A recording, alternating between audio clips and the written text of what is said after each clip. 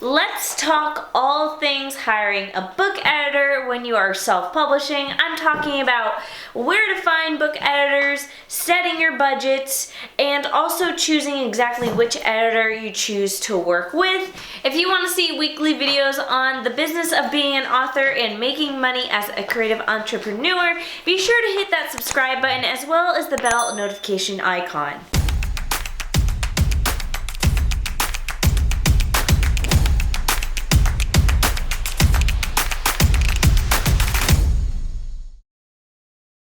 So when I wanted to start the process of choosing who I was going to hire, especially as my developmental editor, was I needed to sit down and determine what my weak points were. So when I went in and did my second draft, I was kind of taking notes the entire time. I of course was making corrections as I went, but there was some other stuff that I was like, I feel like this could either work really well or work really bad.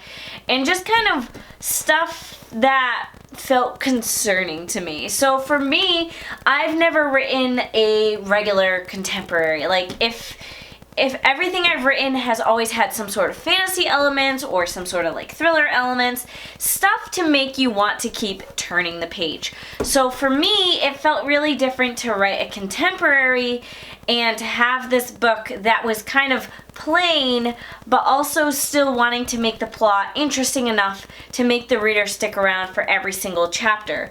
So I kind of wrote that down as one of my concerns for my book. And then a second concern for me was that a big element of this book is actually the love story. Now, I love reading love stories, I love watching them on TV, all of that jazz, but I am just one of those people who, like, I wish I was great at writing it, and maybe I am, I don't really know, but all of my other books, if there was a love element, it wasn't the main element. So for this new book, Project Road Trip, it's a pretty big element. So for that reason, I was very concerned, and I wanted to make sure that that was a strong suit of my editor to make sure they made up for my lacking of it not being my strong suit. So basically, that's what you gotta do, is just write down everything you feel are your weak points for your novel to make sure they are strengths for your editor. Alright, so now that we know what we're looking for in an editor, let's talk about what your budget should be. So do you know, when it comes to editors, you get what you pay for. The more experienced an editor is, the more they'll charge. Odds are the better edits you'll get out of it. The newer an editor is, the less they'll charge. For my particular book, Project Road Trip, I did developmental edits, and I'm actually working in a very strange way with my editor where she's doing kind of 2 rounds of developmental edits. The first round, she's reading it and writing an editor's letter that kind of gives me an overview, big picture of what I need to fix, and then once I fix it, I send it to her and she does a little bit more nitty-gritty developmental edits, and it's a process that I look very forward to exploring. Now, if you are curious, I did pay right around $1,000 for these edits, and I find that to be a very fair price. Of course, different authors will say different things when it comes to price and what they feel it's actually worth. In the past, for developmental edits, I've paid anywhere from around $800 to $1,200. When it comes to costs, I like to keep track of all of my expenses in the book launch planner. So I have a spot where I write down the cost of my editor. That means developmental edits, line and copy edits, and then proofreading. And then I usually like to set a budget for marketing as well. Also note that different types of edits will cost different prices. We have the first round of edits, which is developmental edits. Then we have line edits, copy edits. Sometimes line and copy edits can be combined depending on the editor.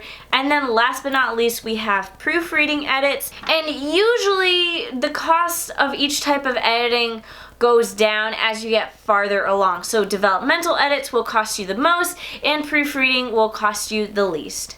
I think UA wanted to join me for this portion of the video to tell you guys where exactly you should be looking for an editor. So there are a ton of different places you can find editors. I personally found my editor on Reedsy.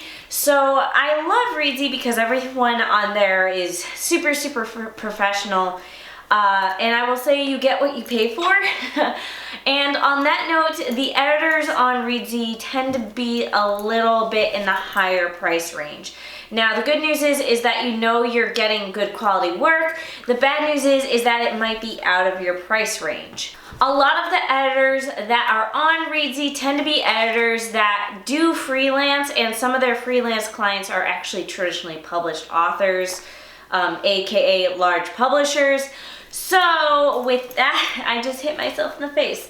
So with that said, you may not be able to afford Reedsy. As much as I love that platform, I do find that everyone on that website does tend to be a much higher price than if you find a regular freelancer elsewhere. So where exactly are you supposed to find other regular freelancers that are more in your price range? I find the best thing to do is just take recommendations from other writing friends. So if you do have other friends that are published authors, ask them who they used as an editor and what their experience was like. The experience is a very important thing, because just because someone used an editor doesn't mean that it was a good experience. So always just ask around, and hopefully you'll get the honest truth out of your friends as to whether or not they truly enjoyed their editor. If you don't have writing friends, don't fret. You can always look at the acknowledgement sections of books. So go to any self-published books that you find that you enjoyed, and usually in the acknowledgement section they will actually list who their editor was. So then you can go ahead and see if you can find that editor online and if they're taking any clients.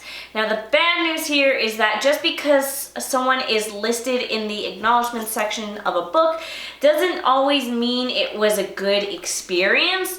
By default, everyone kind of puts their editor in their acknowledgement section, but that doesn't always mean that that is an editor that author would choose to go back to work with. Another place that's really good if you are really on a lower end of a budget is actually Goodreads.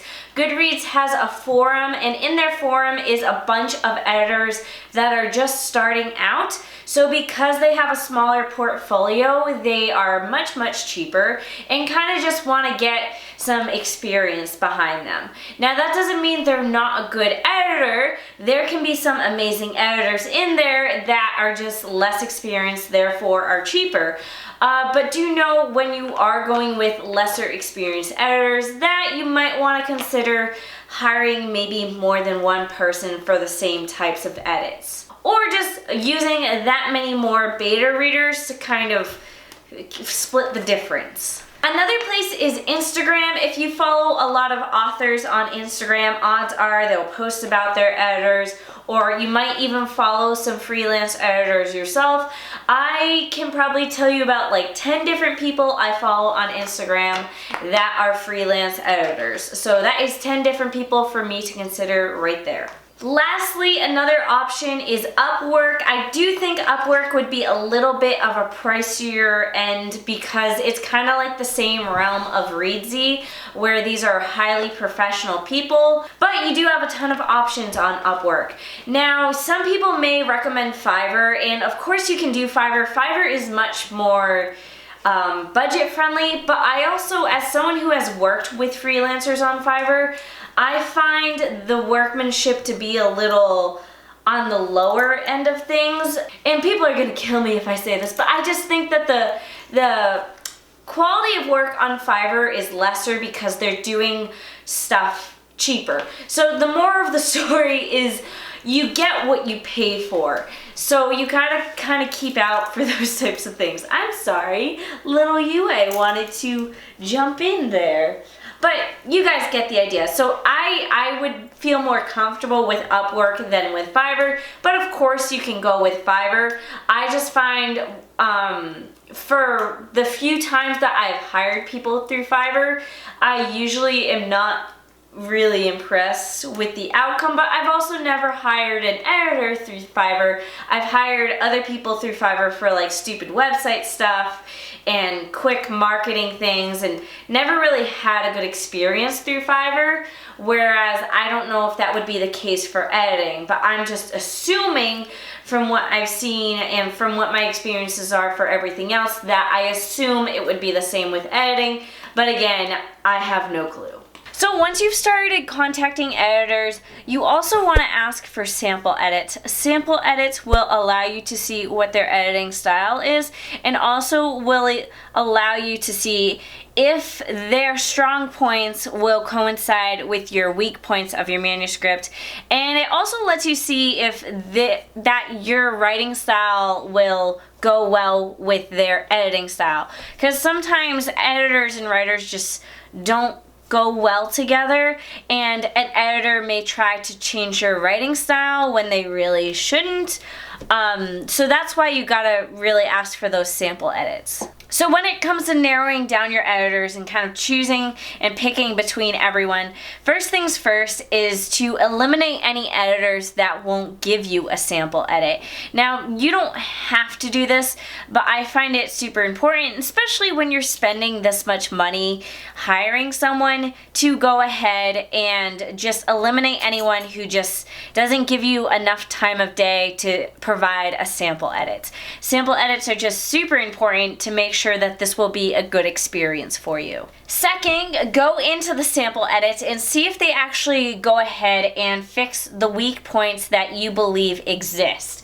So it's going to be hard to tell in a sample edit, and especially if you think you did actually fix the weak points.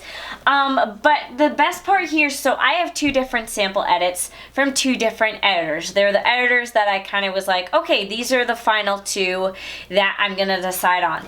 Now, editor number one right here, she is really good with more line edits. Like, a lot of her edits were just on a line by line basis. It was a very wordy edit. I don't know the best way to say that, but basically, so I would qualify this as closer to a line and copy edit rather than developmental edits. So when I saw that, I was like, these are really good edits, but I don't think this is what my manuscript needs at this stage. Now, editor number two over here, you can see that she was highlighting things left and right, leaving me comments, letting me know what was strong and what wasn't, and was still fixing things on a very word basis.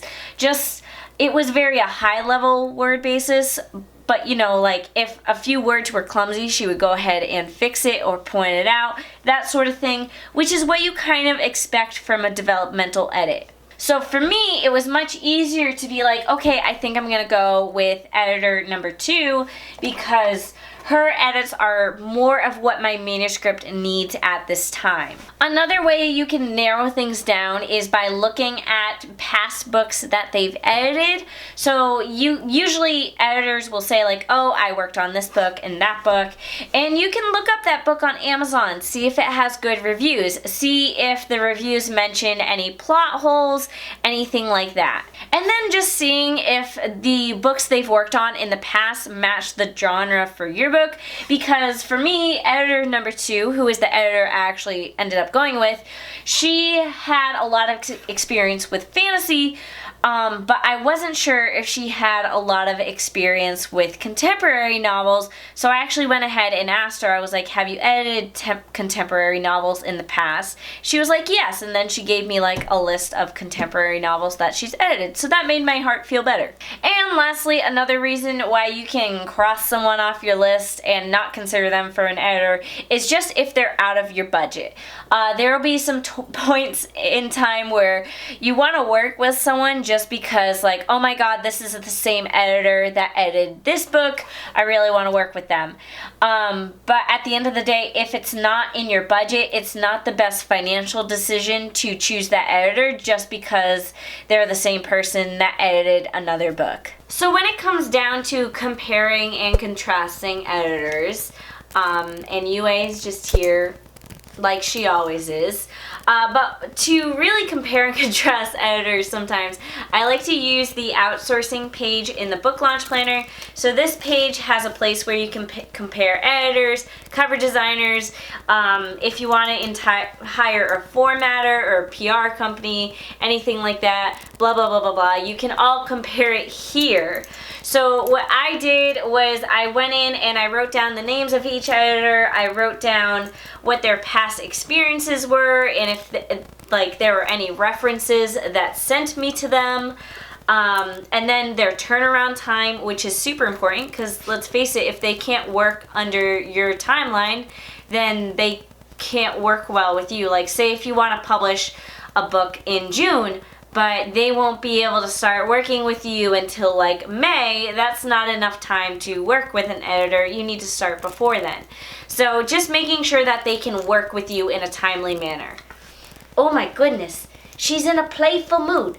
She's in a playful mood. Let me wrestle her to the couch. If I give her belly rubs, she'll stop. Maybe. No, she's not. She's in a bitey mood. Okay. While she gnaws on my hand, I'll tell you other things. But you can also use this to compare the prices of the two editors. One thing I also did was because both these editors were actually on Readsy, I wrote down how many reviews each of them had. That way I could see like, okay, this person has had this many reviews while this person had this many. These many were 5-star, blah, blah, blah, blah, blah. So there's just a place for notes in here. And also I took notes on how each editor was planning to work with me because different editors have different processes. Because like I mentioned, my editor that I ended up choosing had the process where she'd give me her editor's notes first, then read the manuscript again, and then give me more line-by-line developmental edits. So that's everything you should know and think about when it comes to hiring an editor to work on your book. If you enjoyed this video, be sure to give it a thumbs up and comment down below. If you want to see more videos like this, be sure to send your requests in the comments. Otherwise, I will see you all next week. Boom! That was the scene. We did it. Woo! Next up, we're gonna... Oh, God. Oh, God. I guess you're sitting here.